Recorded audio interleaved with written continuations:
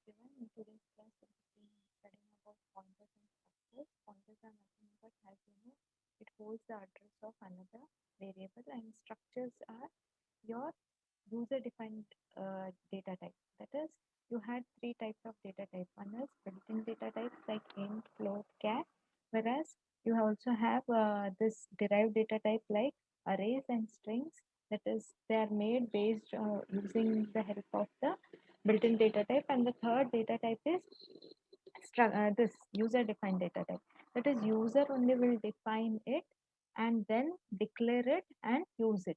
Whereas int, char, and all has been declared by the compiler only, is defined by the compiler only. But for structures, we have to uh, do it ourselves. That is, it is user-defined data type plus it is heterogeneous. That is, you can have mix and match of the this data type. For example, if I consider,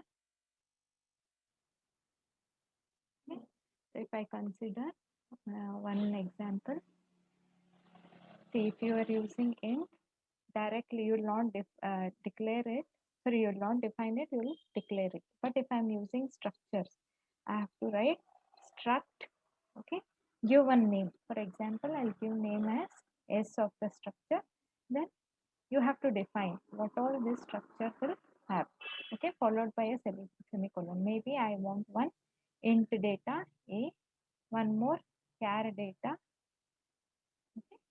So like this I can have different data type in a structure, so it is called heterogeneous, whereas your char is derived data type and homogeneous. So today we'll see how to have a pointer to this structure. So we'll have with this how we can have a pointer to a structure. So here is the activity.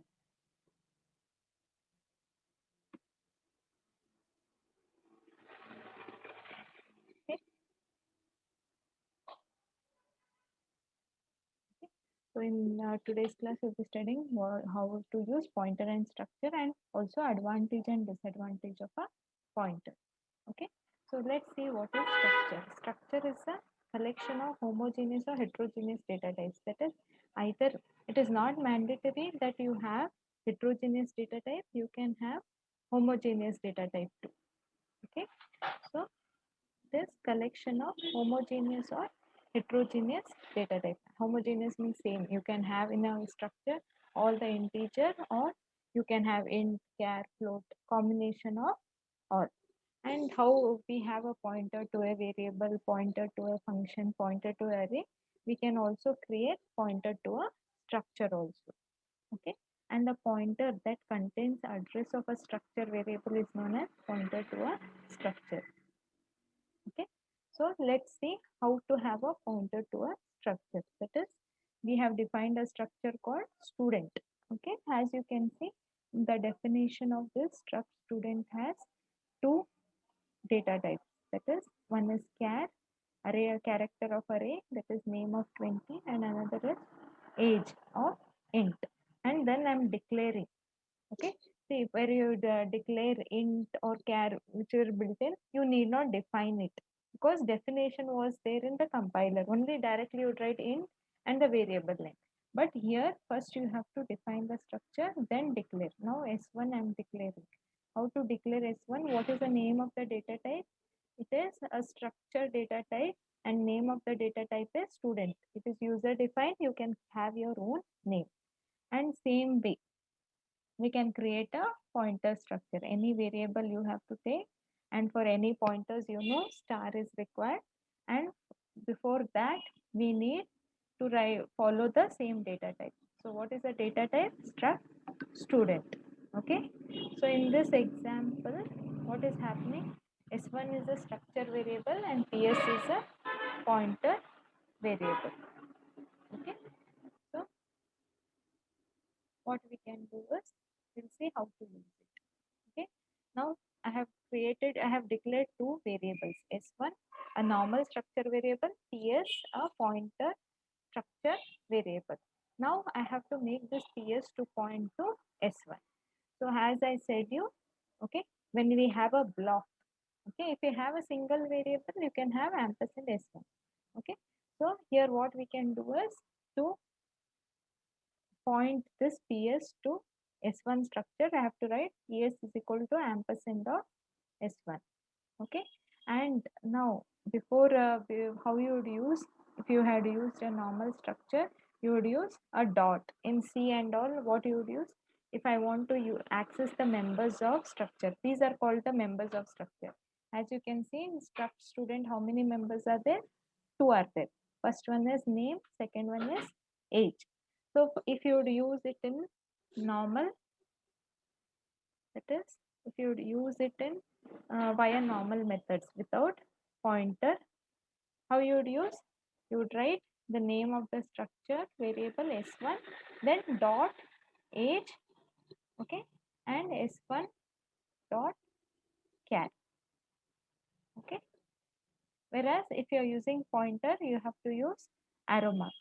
So any idea how to type arrow mark in your keyboard? So there is no arrow mark keyboard mark in your keyboard, so you have to use a dash and followed by this symbol. These two symbols will make you to give and help you to access a structure variable. Okay, so this is this. So we made the what pointer variable, pointer structure variable to point to the structure. Okay, so members, so two members are there in this structure, that is name and age. To access that, what you can do, you have to use this special access operator. Okay, this operator we have to use, that is your arrow mark and a dash. Okay, so using this you can access. So name of the pointer structure is ps, and then the arrow mark, then name. Okay, equal to, you can assign. So in this example, we have assigned the name as Ravi and age is equal to 20. Okay, so same way. So here one mistake is there. You need not write for integer quotes, whereas character we can write the quotes. Okay, and then the member of a structure can be also accessed by using dot operator also. But while using dot operator, see, I'm not using here star. When I'm using the address, then I want to use dot, I can use like this. I have to use a star and bracket dot name is equal to Ravi and age equal to 40. I can use like this also. Okay, so we'll write see one program for the same. Okay, so as you can see in structure, I can create outside the main if to make it global, or inside the main. So here I'm creating one structure student. Okay, it has two members. One is name, another is age. Okay,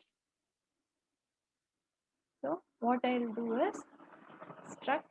I'll declare a normal variable struct student s1, and then one more pointer to the structure ps, then ps is equal to ampersand of s1. Then I'll read this. While reading it, if you're calling on this address only, I have to use arrow mark. If I would use s1, it would be s1 dot name. Okay, if I would use star ps, again I can use the dot. So scanf percent s, there will be no ampersand for while reading the character type. Okay, when character name we are reading, because it is not string we are reading, so this is not a single character. If single character was there, whenever single things will be there, ampersand will be there.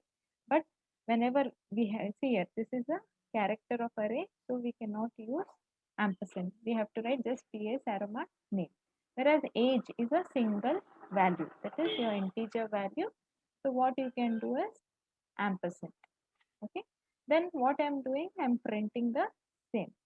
Okay, to print the same, again name is equal to percentage, age is equal to percentage, just ps is equal to name, no ampersand will come. If you're using star, it should be star ps in bracket dot. Okay, so this is one program which will help you to define a structure name student, then declare two variables, one s1 normal variable and ps pointer to a structure. Then you have to assign ps equal to ampersand s1. Okay, then read the structure variables and print it. Okay. So next, let us see what are the advantage of using pointers. Okay. Why we have to use pointers instead of normal variables, normal structures, normal arrays? It is because pointer deals with the address of your this address of your memory.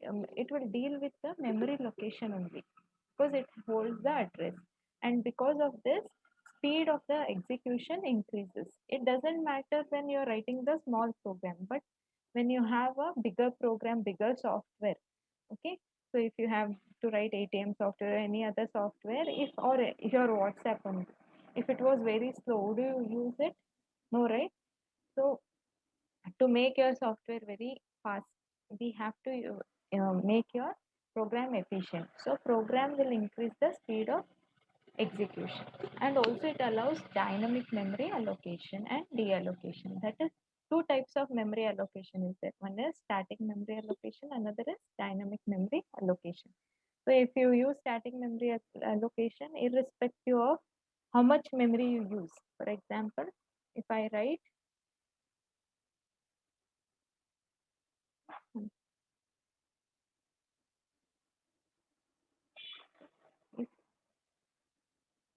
if I write, so I'll show you the example. A of 100. Okay. So usually if you declare array like this, so how many memory space will be allocated? 0 to 99. So in this, even if I use only 4 memory allocations, if I use 4 memory allocations, what will happen?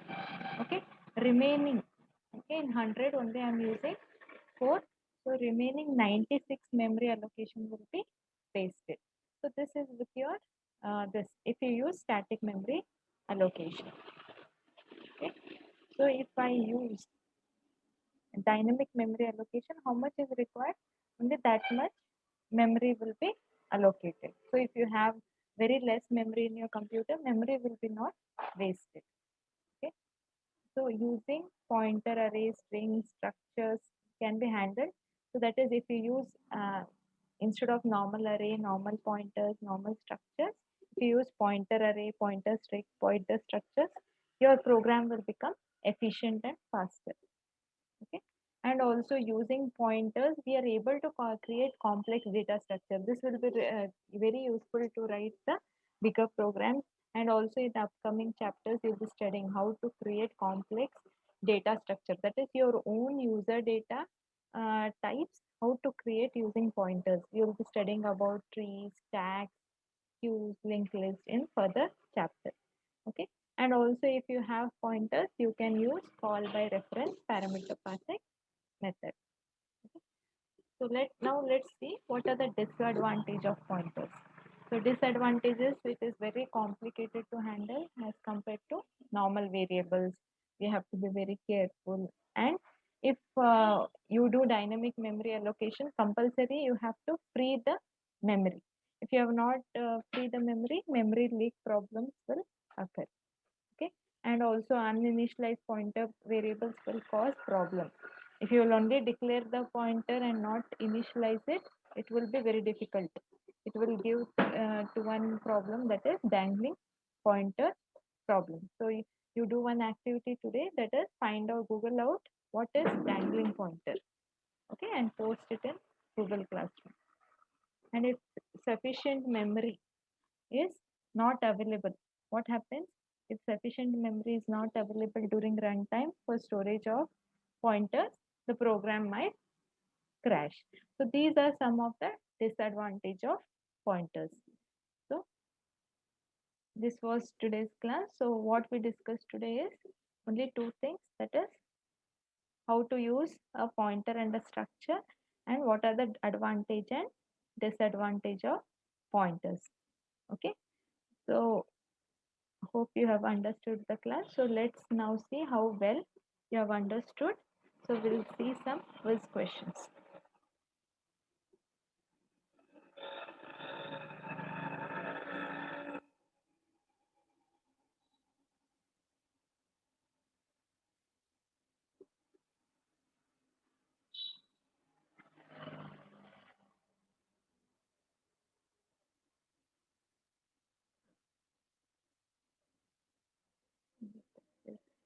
questions we'll see.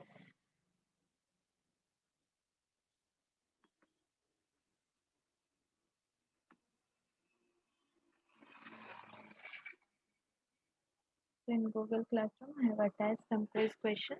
So first question is structure is collection of. So it can be homogeneous or heterogeneous. It is not compulsory to have homogeneous all the time.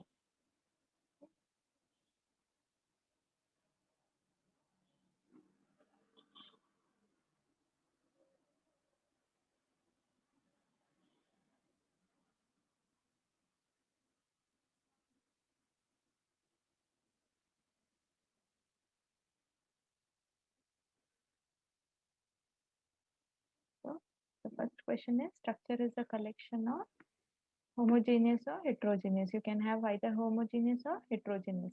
Next question, which operator is used to access the member of a structure using pointer to a structure? So which operator we have to use while accessing the member of structure using pointer?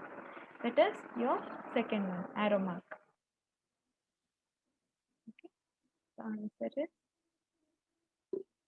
arrow mark.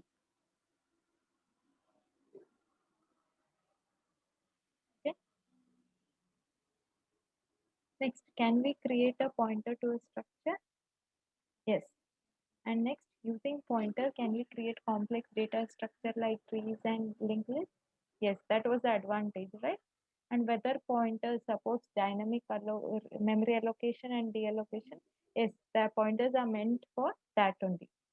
Will uninitialized pointer variable will cause a problem? Yes, it will cause problem. And your today's activity is to find out what is dangling pointer.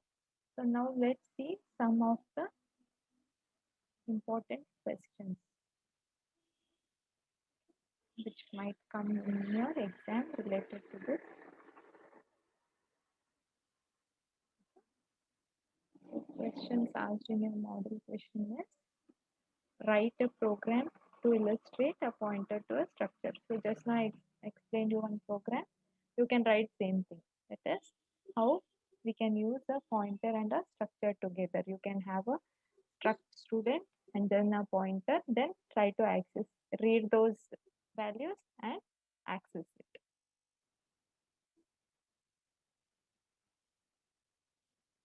Then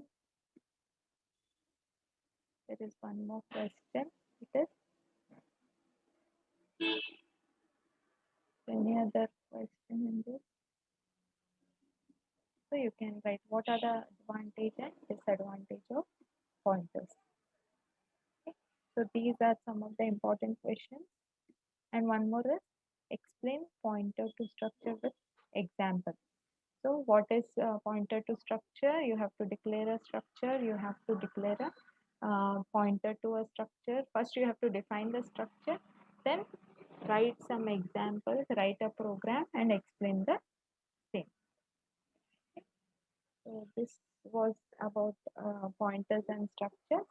Okay, you'll also find the this assignment in Google Classroom and also some programs. Okay, I'll be sharing some more additional things in your Google Classroom. So any doubts you can put it in WhatsApp group or in Google Classroom. Okay, so hope you'll enjoy learning this. Thank you.